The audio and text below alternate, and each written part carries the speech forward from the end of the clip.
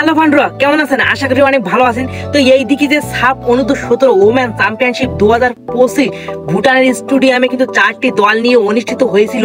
তো এইখানে কিন্তু সবারই কিন্তু 5 ম্যাচ করে হয়ে গেছে। তো এই 5 ম্যাচ শেষে পয়েন্ট টেবিলে এখন কেমন অবস্থা সেই সম্পর্কে জানবো।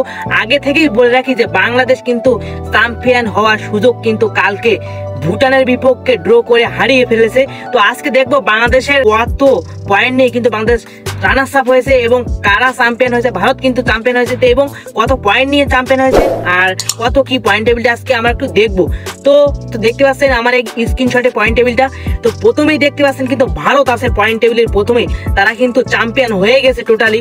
তো দেখতে পাচ্ছেন তারা কিন্তু খেলছে 5 ম্যাচ এবং 5টাই কিন্তু উইন এবং একটি কিন্তু ড্র নয়, একটু কিন্তু লস না এবং তারা গোল দিছে কিন্তু 27টা এবং বিপরীতে কিন্তু গোল একটিও খায়নি কিন্তু। আর তাদের কিন্তু 27 প্লাস গোল এবং পয়েন্ট কিন্তু 15। এখন একটি ম্যাচ আছে, সেটি কিন্তু ধামাকা ম্যাচ বাংলাদেশের সাথে।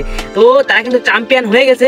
তো রানার চাপ হয়েছে কিন্তু আমাদের বাংলাদেশ অনূর্ধ্ব-17 নারী টিম। তো বাংলাদেশ অনূর্ধ্ব-17 নারী টিম কিন্তু খেলছে 5 ম্যাচ, 3টা কিন্তু উইন, একটি কিন্তু ড্র হয়েছে। কালকে যে আগামীকাল যে ম্যাচটি হয়েছে এখানে কিন্তু ম্যাচটি ড্র করেছে ভুটানের সাথে 1-1 গোলে।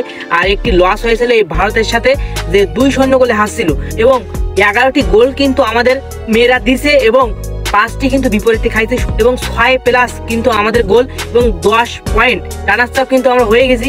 তো 3 নম্বরে আছে কিন্তু নেপাল খেলছে কিন্তু 5 ম্যাচ, একটি উইন এবং ম্যাচ কিন্তু একটি ড্র না, লস কিন্তু 4টি। তারা গোল দিছে কিন্তু 3টি, গোল খাইছে কিন্তু 20টি এবং 17 মাইনাস গোল।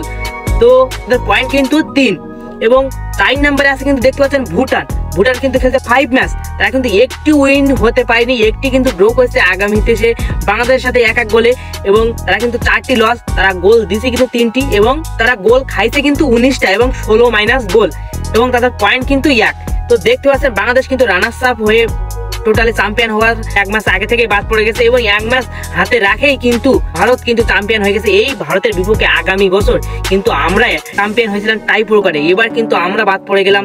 তো ভারতের সাথে কিন্তু বাংলাদেশের যে দ্বিতীয় ম্যাচটি আছে, তো এইটাই কি হবে জানি না, কিন্তু বাংলাদেশে অনূর্ধ্ব-17 নারী টিম কিন্তু একদমই অসল, মানে তাদের খেলা দেখে কেউ কিন্তু মুগ্ধ না। যেরকম আমাদের অনূর্ধ্ব-20 টিম এবং জাতীয় টিম যেরকম সুন্দর খেলে, তাদের খেলা দেখে সবাই কিন্তু মুগ্ধ হয়, কিন্তু এই 17 টিমের খেলা দেখে কিন্তু আমরা কেউ মুগ্ধ নয়। তো যাই হোক, ভারত তারা কিন্তু চ্যাম্পিয়ন হয়ে গেছে 1 ম্যাচ হাতে থাকতে। তো বাংলাদেশ আর ভারত কিন্তু আগামীতে যে ম্যাচটি অবশ্যই আমি বলবো যে সময় এবং কিভাবে লাইভ দেখবেন। তো দেখতে পাইছেন আজকে এত সুন্দরভাবে দেখাইছে এবং ভিডিওতে একটি লাইক এবং চ্যানেলটিতে একটি সাবস্ক্রাইব করে আমাদের থেকে যাবেন। নেক্সট ভিডিওতে আবার দেখা হবে আপনাদের সাথে। তো আজ এই পর্যন্ত, নতুন ভিডিও নিয়ে আবার দেখা হবে আপনাদের সাথে।